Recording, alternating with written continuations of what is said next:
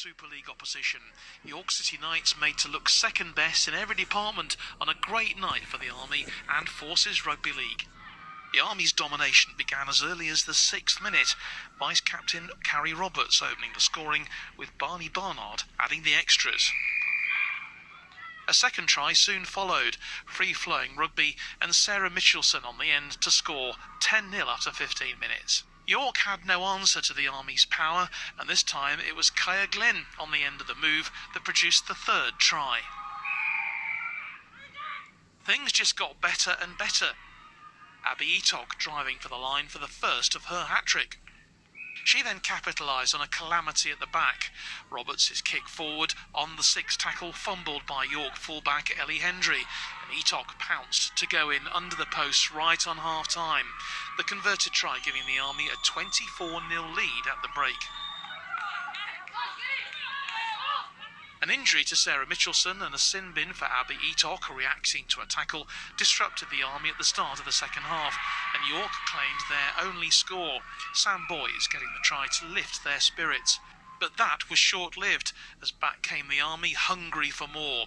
Just before the hour and back from her enforced break, Etok scored a sublime try to complete her brilliant hat-trick, using her electric pace to see off the desperate York defence, powerless to stop her.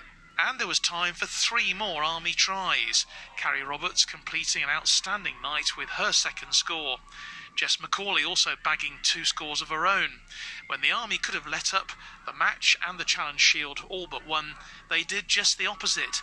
Their superior fitness, strength and skill simply too much for their Super League opponents. The Army racing to a magnificent 40-4 victory and scenes of unbridled joy.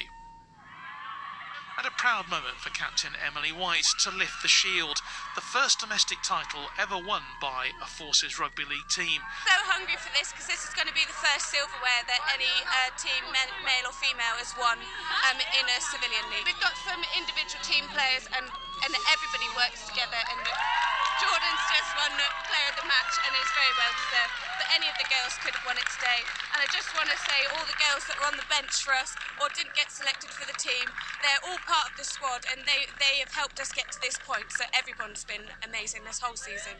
We were expecting it to be a tough game, a lot closer than that. I mean, we came out really strong because we know they're a big, strong team, and I think that our strength and our fitness kind of overpowered them to start with, and that just kept our momentum going.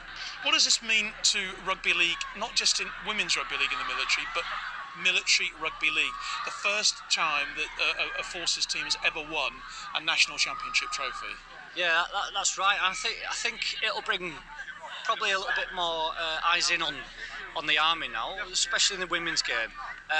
Already we've had the likes of Leeds Rhinos, St Helens, Wigan trying to sign some of our players, so that shows the strength and depth in the team. But yeah, going back to your question, it puts us on the map. It's a result which not only makes rugby league and Forces sporting history, but the nature of this Army win will also make Women's Super League sit up and take notice. John Knighton, Forces News, Castleford.